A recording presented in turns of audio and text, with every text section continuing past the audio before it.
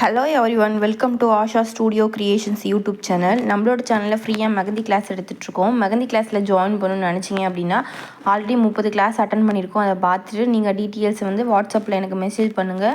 So நான் வாட்ஸ்அப்பில் நீங்கள் எப்படி ஜாயின் பண்ணணும், எப்படி கிளாஸ் அட்டன் பண்ணணும் அப்படிங்கிற டீட்டெயில்ஸ் சொல்கிறேன். இப்போ நம்ம என்ன பார்க்க போகிறோம் அப்படின்னா மெஹந்தி கிளாஸோட 31 கிளாஸ் தான் பார்க்க போகிறோம். இதில் reverse filling or cut work or negative filling இப்படி சொல்லுவாங்க. ஸோ அதை பற்றி தான் நம்ம பார்க்க போகிறோம். இப்போ ஒரு கட் ஒர்க் டிசைன் போடுறோம் அப்படின்னா, அதாவது ரிவர்ஸ் ஃபில்லிங்கு நெகட்டிவ் ஃபில்லிங் சொல்லுவாங்க. இதில் முக்கியமான பேசிக் எலமெண்ட் என்னென்ன அப்படின்னா இந்த மாதிரி லீவ்ஸு, அது மாதிரி லோட்டஸ்ஸு, ஃப்ளவர், ஓகேவா, இந்த மாதிரி டிசைன்ஸில் தான் யூஸ் பண்ணுவாங்க. ஸோ நான் ஃபஸ்ட்டு பென்னால் போட்டிருக்கேன். ஸோ நீங்கள் பென்னால் போட்டுட்டு இதை பேசிக்குன்னு சொல்லிட்டு நோட்ஸ் எடுத்து வச்சுக்கோங்க. இதை பார்ட் 1 அப்படின்னு சொல்லிட்டு நீங்கள் எழுதி வச்சுக்கோங்க. இதில் மெயின் எலமெண்ட்டு என்னென்னா ஃப்ளவர்ஸ் யூஸ் பண்ணி, ஸ்டெம்ஸ் யூஸ் பண்ணி அதில் லீஃப் போடுவாங்க. ஓகேவா, நீங்கள் டிசைன்ஸ் போடும்போது உங்களுக்கு தெரியும். நெகட்டிவ் ஃபில்லிங் பொறுத்த வரைக்கும் ஒயிட் ஸ்பேஸ் ரொம்ப அதிகமாக இருக்கணும். ஷேட் டெக்னிக் ரொம்ப இதில் முக்கியம். ஓகேவா, ஆனால் ஒரு சில பேர் பண்ணுற மிஸ்டேக் என்ன அப்படின்னா நம்ம ஷேட் பண்ணுறது தான் ரொம்ப அதிகம், ஸ்பேஸ் நம்ம கம்மியாக போட்டால் போதும் அப்படின்னு நினைப்பாங்க.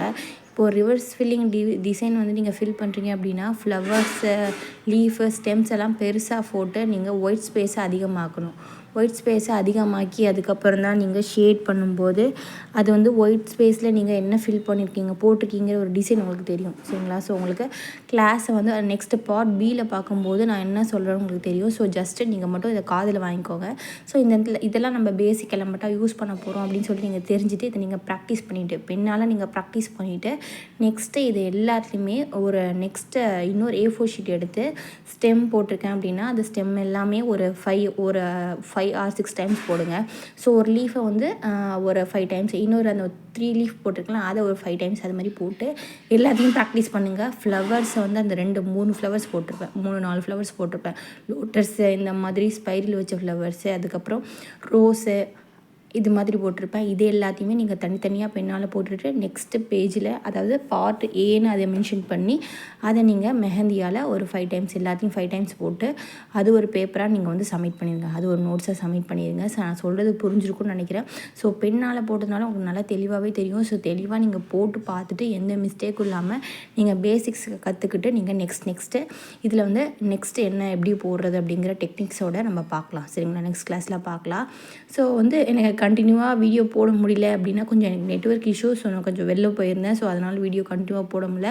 ஸோ நான் நெக்ஸ்ட் வீடியோ எல்லாமே நான் வீடியோ ரெக்கார்ட் பண்ணி வச்சுருக்கேன். ஸோ நெக்ஸ்ட் கிளாஸ் இனிமேல் கரெக்டாக வந்துடும். ஸோ நீங்கள் ஃபீல் பண்ண வேண்டாம். ஓகேவா, ஸோ கொஞ்சம் கேப் விட்டாச்சு. ஸோ அந்த கேப் இனிமேல் இருக்காது. சரிங்களா.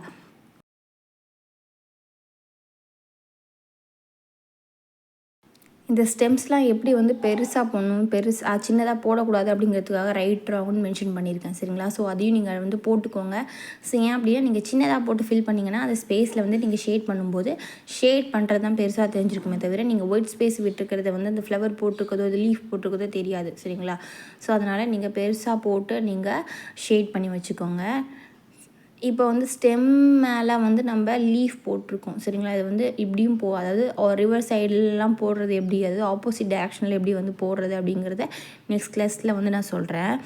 இப்போ 6, 7, 8 அப்படின்னு சொல்லிட்டு நான் போட்டிருக்கேன். அதே மாதிரி நீங்கள் போட்டுட்டு ஸோ நெக்ஸ்ட் கிளாஸ் நான் சொன்ன மாதிரி ஃபாலோ பார்ட் ஏன்னு இதை மென்ஷன் பண்ணிவிட்டு பெண்ணால் ஒரு பேப்பர் A4 ஷீட்டில் போட்டுட்டு நெக்ஸ்ட்டு பார்ட் பியில் ஒவ்வொரு எலமெண்ட்டையும் நீங்கள் மெஹந்தியால் போட்டுட்டு ப்ராக்டிஸ் பண்ணி நோட் சப்மிட் பண்ணணும். ஓகேவா, ஸோ நான் சொல்கிறத கேட்காம நீங்கள் பாட்டுக்கு பெண்ணால் போட்டு மட்டும் நோட் சப்மிட் பண்ணிங்க அப்படின்னா நெக்ஸ்ட் கிளாஸ் போங்க, கரெக்ஷன் பண்ண மாட்டேன். சரிங்களா, ஸோ இதெல்லாம் யூஸ் பண்ணுவாங்க. இதெல்லாம் சிம்பிளாக யூஸ் பண்ணுற எலமெண்ட்ஸ் தான். ஸோ இதெல்லாம் நீங்கள் ட்ரை பண்ணி பாருங்கள். ஓகேவா, ஸோ இதில் டவுட் இருந்துச்சு அப்படின்னா கமெண்டில் கேளுங்க, நான் கண்டிப்பாக ரிப்ளை பண்ணுறேன். ஸோ இது ரொம்ப ஈஸியான கிளாஸ் தான். சரிங்களா, ஸோ போட்டு பழகுனீங்க அப்படின்னு ரொம்பவே சூப்பராக உங்களுக்கு ஈஸியாகவும் புரியும். சரிங்களா, நம்ம நெக்ஸ்ட் கிளாஸில் பார்ட் பியில் அடுத்து என்னென்ன பார்க்க போகிறோம் அப்படின்னு சொல்லிட்டு நம்ம பார்க்கலாம். ஓகேவா, தேங்க்யூ.